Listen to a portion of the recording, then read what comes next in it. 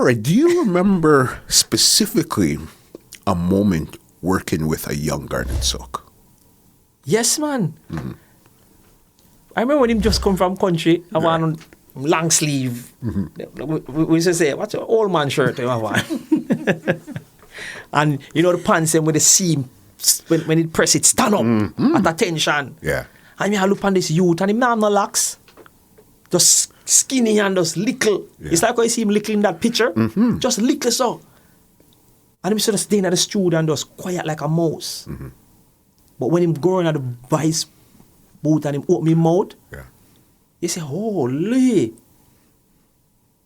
You know? And I don't know if the story is true, but I was told that a Steely gave him the name Garnett Silk. But I don't know if it's true. Yeah. Okay. I don't know if it's true, but they must say a Steely because he was actually named Bimbo. Yes, that I did know. When he was DJing, this was before he was singing, yeah. Yeah, and the name Bimbo. So they must say Steely, because Steely was a man where he must always give me people name. And he was the king of muster. Yeah. If you're there at the studio, try don't slip up and say certain things. Because him own you for the day. Yeah. You understand what I mean? You can't there on see a man call you and say, yo, may I come? Yeah. No. Certain things you can't utter. Him rub it in. Yeah. See all the next day and him bring it up back. But that's how he was a jovial, fun person. You know, and through him, I got to meet everyone around Silverhawk Sound. Because I used to be up in a Barbican, up there with them. Them time the Balsy and Jerry and them, and they play the sound. Yeah. Them time they ride bike with Tiger and, you understand what I mean? Those days are just so crazy. Before we even get off of this Garnett Silk, what was Garnett Silk like as a person? Very quiet. Very quiet, easygoing, approachable.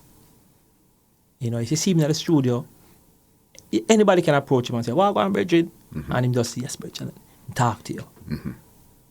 That was my experience with him. With him. Right? I may never see him burn a spliff yet. Okay. To this day, I don't know if him smoke. Yeah. But I never see him burn a spliff yet. You know what? That's a good point, because I don't ever really remember seeing a picture with Garnett Silk with a spliff. Now that you bring that up. Me say every man me there on a studio, me say burn spliff. Yeah, me have to burn that thing before me go vice, you know. Yeah. Or when them done vice, I come out and say, boy, that session there, Virgin, John, me need a spliff. Garnett Silk, I've never seen him roll a spliff or take a draw. I don't know if him do it, but as I said, I never seen him do it. You don't remember seeing him do it. And I was around him a lot. Crazy. Do you remember any songs that you guys recorded with Garnett Silk? God, right after that, I can't remember. But I record a few songs with him. Yeah. Yeah. I remember one time I was at Jammy's studio and I saw him. And two I make contact and he see me and he's like, yo, Prentice! You know, me and Wayne one that go over there, and Wayne one that was inside the studio cutting some dubs. You know, them time the Garnett Silk had a name now. You know, and I travel and I do him thing and him just start, him lock start grow, you know.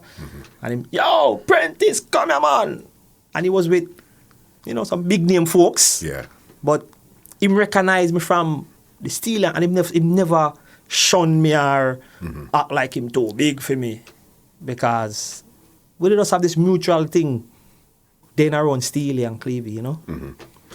That's wild. They're the great Garnett Silk here. This podcast is brought to you by www.twolinedmusica.com.